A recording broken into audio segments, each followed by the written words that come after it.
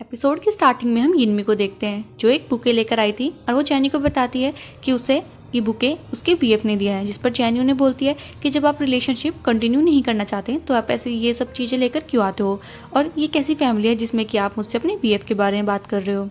Scene अब present में आता है और हम देखते हैं कि यिनमी को स्टोकर ने पकड़ लिया था। यिनमी जैनी का कॉल भी नहीं उठा पा रही थी, वो उससे बचकर भागने लगती है, लेकिन तभी वहाँ पर पुलिस वाले आ जाते हैं और उस स्टोकर को पकड़ लेते हैं। यिनमी की काफ़ी चोट भी लग गई थी, उसे वहाँ से वो पुलिस स्टेशन ले जा लेते हैं और जब जैनी को ये पता लगता है तो वो भी घबराते हुए पुलिस स्टेशन पहुँचती है।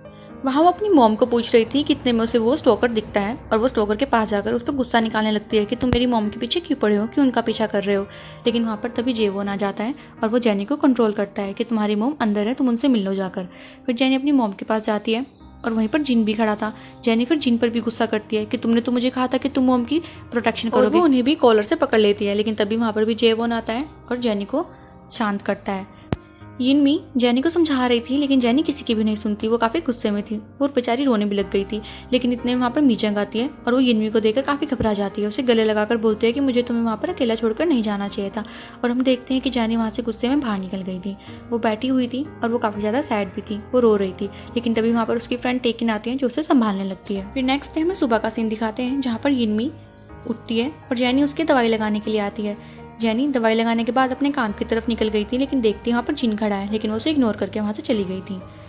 जब जैनी पुलिस स्टेशन की तरफ जा रही थी तो जेवन उसे जाते हुए देख लेता है। उसके पास आकर वो उसकी मॉम की हालत के बारे में पूछता है, जिस पर जैनी बोलती है कि वो अब ठीक है। तो जेवन बोलता है तुम ठीक हो, लेकिन जैनी का मूड अभी भी खराब था। तो जेवन उसे बोलता है कि तुम्हें अपनी मॉम का ध्यान रखना चाहिए। फिर जैनी से वो बाय कहकर चला गया था। जैनी का मूड भी थोड़ा रिफ्रेश हो गया था। फिर वापस हम यिनमी को देखते हैं जो कि जिन के साथ थी। जिन उसे मना कर रहा था कि अभी काम पर मत जाओ, लेकिन यिनमी मानती नहीं है। वो बोलती है 3-4 दिन की छुट्टी हो गई है, मुझे काम पर जाना ही होगा। जिन बोलता है मैं डॉक्टर पार्क से बात कर लूँगा, लेकिन यिनमी उसे मना करती है। हम यिनमी को फिर हॉस्पिटल में देखते हैं जहाँ वो सबके लिए कुछ गिफ्ट्स लाई थी। वो डॉक्टर पार्क के लिए भी गिफ्ट लाई थी और उन्हें देने के लिए जाती है, लेकिन डॉक्टर पार्क का गलत मतलब निकाल लेते हैं और सोचते हैं कि अभी भी ये मुझ पर लाइन मार रही है और उसका गिफ्ट लेने से इनकार कर देते हैं। तो यिनमी अपना गिफ्ट लेकर बाहर आ जाती है। फिर सीन पुलिस स्टेशन की तरफ शिफ्ट करते हैं जहाँ पर सभी लोग उसी केस के बारे में बात कर रहे थे और वहीं पर चा बोलता है कि हमें आज डिनर पार्टी में चलना चाहिए, जिस पर जैनी भी मान जाती है। जैनी को फिर अपने चीफ का कॉल आता है और नेक्स्ट सीन में हम जैनी को अपने उसके चीफ के साथ देखते हैं जहाँ उसके चीफ उसे डांट रहे थे और वो वीडियो भी दिखा रहे थे जहाँ पर जैनी उस टोकर को मार रही थी। तो चीफ बोल रहे थे कि तुम जानते भी हो हमने इस बात को कैसे छुपाया है, तुम्हारी वहाँ पर पोस्टिंग करी गई थी ताकि वहाँ पर तुम कोई गड़बड़ ना करो, लेकिन तुमने वहाँ पर भी ये सब हरकतें स्टार्ट कर दी। इसलिए मैं कह रहा हूँ तुम्हें थोड़ा कंट्रोल में रहना चाहिए, अपने गुस्से को थोड़ा कंट्रोल करो।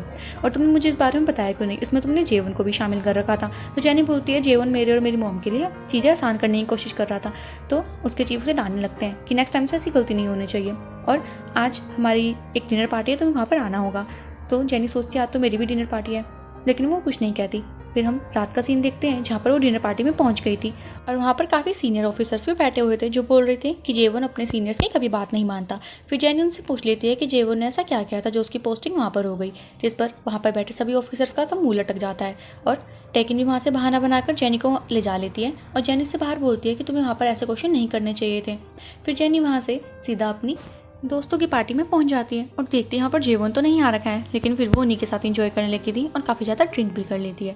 फिर सीन शिफ्ट करते हैं और हम मीजंग को देखते हैं जो यिनमी और जिन के साथ बैठी हुई थी और वो जिन को बिल्कुल भी पसंद नहीं कर रही थी, लेकिन जिन तो उसे इम्प्रेस करने में लगा हुआ था ताकि वो यिनमी और उसके रिलेशनशिप को एक्सेप्ट कर ले। लेकिन फिर मीजंग यिनमी से पूछती है कि क्या तुम्हें इस पर भरोसा है, क्या पता आज भी ये तुम्हें अपनी फैमिली के लिए छोड़कर चला जाए, जिस पर जिन चुप हो जाता है और फिर बोलता है कि मैं अपनी फैमिली से काफ़ी टाइम से नहीं मिला हूँ, मैंने उनसे अपने सारे रिलेशनशिप तोड़ दिए हैं। फिर हम जैनी को देखते हैं जो कि काफ़ी ड्रंक थी और वो जेवन के घर के बाहर खड़े होकर उसे आवाज़ लगा रही थी। फिर जेवन भी बाहर आता है और जैनी को अंदर ले जा लेता है। फिर जैनी हम देखते हैं कि वो अपने सॉक्स वगैरह निकाल रही थी और हुडी भी निकालने लगती है। जेवन बोलता है तुम ये क्या कर रही हो। जैनी बोलती है मुझे काफ़ी गर्मी लग रही है और मेरी हुडी निकालने में मदद करो। तो जेवन उसकी हुडी निकालता है और फिर जैनी जेवन की शक्ल देखकर बोलती है तुम कितने हैंडसम हो, लेकिन क्या फ़ायदा इतनी हैंडसमनेस का, तुम रूड भी हो, तुम्हें थोड़ा फ्लेक्सिबल होना होगा। इस पर जेवन उसे कुछ भी नहीं कहता और अपनी गर्दन घुमा लेता है। फिर जैनी फिर से उसकी गर्दन पकड़कर अपनी तरफ करती है और बोलती है कि तुम मुझे बताते क्यों नहीं कि तुम्हारी यहाँ पर पोस्टिंग क्यों हुई है, क्या रीज़न है वो, मुझे बताओ तो सही। तो जेवन बोलता है काफ़ी रात हो गई है, चलो मैं तुम्हें घर छोड़ देता हूँ। लेकिन जैनी जिद करने लगी थी और वहीं पर सो जाती है। फिर जब सुबह जैनी की आँख खुलती है हम यिनमी को देखते हैं जो कि जैनी के लिए काफ़ी परेशान हो रही थी और वो जैनी को कॉल भी लगाती है, लेकिन जैनी कॉल पिक नहीं करती। फिर नेक्स्ट सीन में हम जैनी को पेट्रोलिंग पर देखते हैं। वहाँ वो वही स्टोकर की वीडियो देख रही थी और सोच रही थी कि उसकी हाइट तो कम लग रही थी, लेकिन स्टोकर की हाइट तो काफ़ी लंबी है। उससे शक भी होता है। फिर वो देखते हैं वहाँ पर एक लड़की को काफ़ी बच्चे बुली कर रहे थे और वो भागकर उसके पास जाते हैं तो वहाँ से सारे स्टूडेंट भाग गए थे और बोल रहे थे कि ये लड़की प्रेग्नेंट है, इसने हमारे स्कूल का नाम ही गिरा दिया है। फिर जेनी उस लड़की के पास जाती है और उसका नाम था जोगुन। फिर वो उसे बोलती है कि तुम टेंशन मत लो, तुम्हें अगर कोई दोबारा परेशान करेगा तो तुम मुझे कॉल कर लेना। उसे अपना कार्ड भी दे दिया, लेकिन वो लड़की उसका कार्ड फेंक कर वहाँ से चली जाती है। फिर सीन शिफ्ट करते हैं और हम यिनमी को देखते हैं जो कि जिन के घर पर आ रखी थी और वो बोलती है तुम्हारा घर तो काफ़ी सुंदर है, क्या मैं इसे देख लूँ? जिन बोलता है हाँ बिल्कुल, लेकिन बस एक रूम में मत जाना, वहाँ पर थोड़ी सफाई नहीं है। लेकिन यिनमी जानबूझकर उसी रूम में चले जाती है। जैसे ही वो लाइट ऑन करती है तो देखती है रूम तो काफ़ी साफ है और वहाँ पर वो जिन की कुछ फोटोज़ देखने लग जाती है जिसमें कि जिन एक लड़की के साथ खड़ा हुआ था। सेकंड फोटो में वहाँ पर एक टीनेज बॉय की फोटो थी। इसके बाद यिनमी फ्रिज में कुछ खाने के लिए देखती है और नोटिस करती है वहाँ पर तो काफ़ी सारा सामान पड़ा हुआ था। फिर वो जिन से पूछती है कि तुमने कभी शादी की है, जिस पर जिन साफ मना कर देता है कि ऐसा कुछ नहीं है। तो यिनमी बोलती है कि फिर खाने का सामान इतना सारा फ्रिज में क्या कर रहा है? तो वो बोलती है कि मैं भी कैसे क्वेश्चन कर रही हूँ, नहीं ज़्यादा पर्सनल हो गया होगा।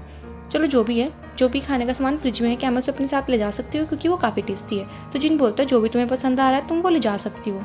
फिर सीन शिफ्ट करते हैं जेनी की तरफ। जब वो घर की तरफ आ रही थी तो वहाँ पर उसे जोगुन मिल जाती है जो कह रही थी मुझे घर से निकाल दिया है, मुझे कुछ पैसों की ज़रूरत है ताकि मैं कहीं और रहने जा सकूँ। तो जेनी बोलती है तो मेरे साथ मेरे घर पर ही चलो और वो घर पर ले जा लेती है। तो जब यिनमी वहाँ पहुँचती है तो वहाँ पर पहले जोगुन को देखकर काफ़ी हैरान होती है और उसकी सिचुएशन देखकर समझ आती है और पूछती है क्या तुम प्रेग्नेंट हो? जिस पर जोगुन और जेनी एक दूसरे का मुँह देख रहे थे। फिर वो सब खाने के लिए बैठे होते हैं जहाँ यिनमी जोगुन से कहती है कि अभी तुम्हें जितना खाना है खा लो, सुबह तुम बिल्कुल भी नहीं खा पाओगे क्योंकि तुम्हें काफ़ी पेन होने वाला है। तो जोगुन बोलती है अगर मैं खाना नहीं खाऊंगी तो मेरे बेबी को न्यूट्रिशन कहाँ से मिलेगा?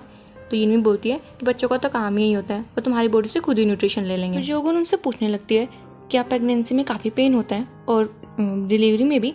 इस बार यिनमी बोलती है हाँ, जितना पीरियड पेन होता है ना उससे 20-25 गुना तो ज़्यादा ही होता है, और जब स्टिचेस होते हैं तब भी बहुत ज़्यादा पेन होता है।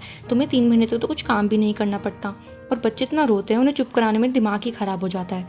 फिर जेनी उन्हें चुप होने के लिए बोल रही थी कि मोम आप उसे ऐसे मत डराओ, लेकिन यिनमी चुप ही नहीं हो रही थी। खाना खाने के बाद जब जेनी अपने रूम में सोने के लिए जाती है तो देखती है वहाँ पर जोगुन पहले ही सो रखी थी। वो उसे डिस्टर्ब नहीं करती और अपना बिस्तर उठाकर अपनी मॉम के रूम में जाती है। यिनमी उसे बोलती है यहाँ पर सोने की तो सोचना भी मत, बाहर सोफा पर सो जाओ। जिस पर जेनी कुछ भी नहीं कहती और वो बाहर सोफा पर सो जाती है। कुछ टाइम बाद उसे जोगुन के रोने की आवाज़ सुनाई देती है और वो उसे चुप कराने के लिए जा ही रही थी कि यिनमी उसे रोक देती है और कहती है अभी उसकी सिचुएशन सही नहीं है, उसे इसे अकेले ही हैंडल करने दो, थोड़ा रोएगी तो उसे अच्छा लगेगा। जिस पर जेनी भी कुछ नहीं कहती और अपनी मॉम के पास आकर सो जाती है और सोच रही थी कि मॉम ने भी मेरे कारण ऐसी सिचुएशन हैंडल करी है। फिर हम सुबह का सीन देखते हैं जहाँ पर जोगुन सामान रखकर वहाँ से चली गई थी। फिर जब यिनमी अपने काम पर जा रही थी तो जेनी उनसे पूछती है कि मॉम आपने उस टोकर की हाइट देखी थी कितनी थी? जिस पर यिनमी बोलती है कि मैं तब काफ़ी ज़्यादा डरी हुई थी और अब मुझसे ये बात मत पूछो, मैंने ये सब नोटिस नहीं किया। तो जेनी कुछ नहीं बोलती। फिर जब वो बाहर की तरफ जा रहे थे तो हम देखते हैं यिनमी को लेने के लिए जिन पहुंच गया था। जेनी उसे फिर से इग्नोर करती है, लेकिन यिनमी उसे बुलाकर पूछती है कि तुम अभी तक उससे नाराज़ हो, तुम ऐसे उसे इग्नोर नहीं कर सकती। तो जेनी बोलती है नहीं वो ऐसी बात नहीं है, मैं बस अपनी किए पर शर्मिंदा हूँ कि मैंने उनसे कैसे रिएक्ट किया था। जिससे सुनकर यिनमी को थोड़ा अच्छा लगता है और वो वहाँ से चली जाती है। फिर हम हॉस्पिटल का सीन देखते हैं जहाँ पर वो बात कर रहे थे कि इस हॉस्पिटल की ओनर बदल चुकी है और वो काफ़ी ज़्यादा तेज है और काफ़ी रूड भी है। फिर हम देखते हैं वहाँ पर मीचंग बैठी हुई थी जिसकी आज डॉक्टर पार्क के साथ अपॉइंटमेंट फिक्स थी। फिर वो डॉक्टर पार्क के पास जाती है जहाँ पार्क उसे बताते हैं कि तुम्हारे शोल्डर में काफ़ी पेन है, तुम्हें इसके लिए इंजेक्शन वगैरह लगवा लेनी चाहिए।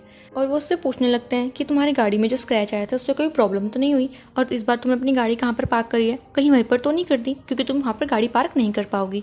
तो मीचंग को थोड़ा गुस्सा आता है और वो उन्हें बोलती है कि मैं ही इस बिल्डिंग की न्यू ओनर हूँ, और वहाँ पर वो उसके साथ लड़ के चली गई थी। फिर नेक्स्ट सीन में हम जिन को देखते हैं जो जेनी के पास खड़ा था और बोल रहा था कि मैं तुमसे माफ़ी मांगता हूँ, लेकिन इस बार तुम्हें मेरे से कोई भी शिकायत नहीं होगी, मैं तुम्हारी मॉम का पूरी तरह से ध्यान रखूँगा। जहाँ पर जेनी भी उनकी बात का विश्वास कर लेती है और उनके बीच की भी सारी मिसअंडरस्टैंडिंग ठीक हो जाती है। फिर हम यिनमी को देखते हैं जिससे कॉल करके जिन बता देते हैं कि उसकी और यानी कि बीच की प्रॉब्लम क्लियर हो गई है। जिस पर यिनमी उससे अपने लिए आइसक्रीम लाने के लिए बोलती है और जब वो बाहर आती है तो देखती है कि जोगुन लड़के के साथ है और सोचती है उसका बॉयफ्रेंड होगा। फिर वहाँ पर जिन पहुँच गया था और यिनमी को उसकी आइसक्रीम भी दे देता है। फिर सीन शिफ्ट करते हैं और हम जेवन को देखते हैं जो कि अपने एक सीनियर के साथ था और वो जेवन से बोल रहा था कि मैंने तुम्हें यहाँ पर पोस्ट किया था ताकि तुम रिलैक्स हो जाओ, लेकिन तुम तो कुछ ज़्यादा ही रिलैक्स हो गए, तुमने तो अपने लिए चीफ भी नहीं देखी। इस पर जेवन बोलता है कि अभी तक मेरे को उसी चीज़ का आंसर नहीं मिल रहा है कि मैं कॉप क्यों बनना चाहता था, मैं अब तक उसी का आंसर ढूंढ रहा हूँ। तो उसका सीनियर बोलता है कि लगे रहो, तुम्हें आंसर मिल ही जाएगा। फिर वो वहाँ से चला गया था और जेवन पीछे मुड़कर देखता है तो वहाँ पर जेनी खड़ी हुई थी, उसने सारी बातें सुन ली थी। फिर जैनी बोलती है कि मैं अपने सॉक्स लेने के लिए यहाँ पर आई थी और वो जेवन के साथ अंदर चली जाती है, जहाँ वो बैठकर जेवन से पूछ रही थी कि तुमने मुझे अभी तक नहीं बताया कि तुम्हारी यहाँ पर पोस्टिंग क्यों हुई थी, क्या रीज़न रहा। जेवन बोलता है कि पहले तुम ही बता दो ना, तुम कॉप क्यों बनना चाहती थी। तो जैनी बोलती है ठीक है, अगर मैं बताऊँगी तो तुम्हें भी बताना पड़ेगा। फिर वो बताने लगती है कि जब मैं छोटी थी तब मेरी मॉम अपने बॉयफ्रेंड से मिलकर मेरे पास आती थी, तो मैं उनसे काफ़ी ज़्यादा गुस्से में बोल देती थी कि ऐसी कौन सी फैमिली है जिसमें बॉयफ्रेंड के बारे में ऐसे खुले में बता देते हैं बच्चों को। जिस पर मेरी मॉम को काफ़ी बुरा लगा था और अगले दिन उन्होंने अपने बाल भी कटवा लिए थे, जो कि उन्हें जान से भी प्यारे थे। वो अपने बालों से काफ़ी प्यार करती थी, लेकिन जब मैंने उन्हें देखा कि उन्होंने बाल कटवा लिए तो मुझे काफ़ी बुरा लगा और तभी मैंने डिसाइड कर लिया था कि अब से मैं अपनी मॉम को प्रोटेक्ट करूँगी उन लड़कों से जो कि उनका यूज़ कर लेते हैं। फिर मैंने खूब पढ़ाई करी और स्कूलिंग के बाद मेरे पास काफ़ी ऑप्शन खुल गए, जिसमें कि पुलिस एकेडमी भी था। उसमें हमें फीस भी नहीं देनी थी, तो मैंने वही रास्ता अपना लिया जिससे कि मैं कॉप बन गई। मेरा बस यही रीज़न था कि मुझे अपनी मॉम को प्रोटेक्ट करना है। अब तुम बताओ तुम्हारा क्या रीज़न था। जिस पर जेवन उसे इग्नोर करने लगता है। तो जैनी को गुस्सा आता है कि तुमने मुझे प्रॉमिस किया था, जल्दी बताओ। जेवन बोलता है मेरा ऐसा कोई रीज़न नहीं है, लेकिन वो उसे मेन रीज़न भी नहीं बताता। जैनी बोलती है यही तो तुम्हारी प्रॉब्लम है, तुम किसी से कुछ शेयर ही नहीं करते। एटलीस्ट अपने फ्रेंड से तो शेयर कर लिया करो, उन्हें भी तुम्हारी टेंशन होती है। जेवन फिर उसकी शक्ल देख रहा था। सीन शिफ्ट करता है यिनमी की तरफ, जहाँ जिन उसे घर छोड़ने के लिए आया था। और फिर यिनमी से पूछता है कि जब उस टोकर ने तुम्हें पकड़ लिया था तो तुमने जैनी की जगह मुझे कॉल क्यों करी, शायद वो इसी बात से नाराज़ है। तो यिनमी बोलती है कि भले ही मेरी बेटी पुलिस वाली हो, लेकिन वो सिचुएशन इतनी खतरनाक थी, मैं उसे कैसे कॉल करके यहाँ पे बुला सकती थी, उसकी लाइफ रिस्क में कैसे डाल देती। जिस पर यिनमी को बोलता है कि तुम मुझे प्रॉमिस करो कि आगे से अगर तुम्हें कोई प्रॉब्लम होगी तो सबसे पहले तुम मुझे ही बताओगी। जिस पर यिनमी को काफ़ी अच्छा लगता है कि वो ऐसे कैसे बोल रहा है और वो जिन को किस करने लग जाती है। वहाँ पर वो इंटीमेट होने लगे थे कि वहाँ पर जैनी आती है, लेकिन वो उन्हें नहीं देखती, इग्नोर करके चले जाती है। यिनमी काफ़ी ऑकवर्ड हो गई थी और जिन तो अपना मुँह छुपा रहा था। यिनमी खड़ी होकर जैनी की तरफ बोलती है कि अगली बार जब भी तुम आओगी तो कॉल करना पहले आने से। फिर हम जैनी को देखते हैं जो कि टेकिन से बात कर रही थी और टेकिन जैनी को बताती है कि जिस इंसान को पुलिस वालों ने पकड़ लिया है वो रियल कल्प्रिट नहीं है, वो कोई और है और तुम्हारी मॉम पर खतरा अभी भी बना हुआ है, क्योंकि जिसको पुलिस वालों ने पकड़ा है उसने अपना बयान चेंज कर दिया है। जिसे सुनकर जैनी काफ़ी ज़्यादा घबरा गई थी। फिर हम जेवन को देखते हैं जो पुलिस स्टेशन में किसी से बात कर रहा था और सीन यहीं कट करते हैं और हम जिन को देखते हैं जो घर पहुंच गया था जहां पर दो औरतें लड़ रही थी। और इसी के साथ हमारा ये एपिसोड खत्म हो जाता है। अगर आपको वीडियो अच्छी लगी तो कमेंट में जरूर बताना और ऐसे ही और इंटरेस्टिंग ड्रामास के लिए मेरे चैनल को सब्सक्राइब करना मत भूलिएगा। मिलते हैं एक न्यू वीडियो के साथ। Till then take care, good bye.